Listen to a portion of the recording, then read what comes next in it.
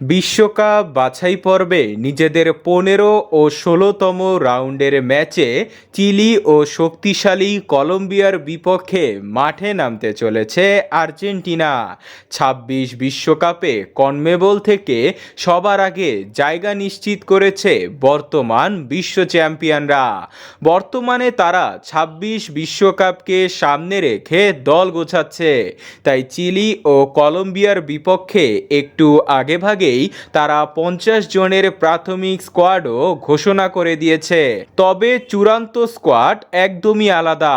ইতিমধ্যেই আর্জেন্টিনার বিভিন্ন সংবাদ মাধ্যম চূড়ান্ত স্কোয়াডের প্রাথমিক ধারণা দিয়েছে, যেখানে বলা হচ্ছে স্কালোনির নজরে বাদ পড়তে চলেছে ৫ জন তারকা। ধারণা ছিল লিওনেল মেসি ফিরেছে, এবার তার সতীর্থ ডিবালা সহ আরও বেশ কিছু তারকা ফিরবে।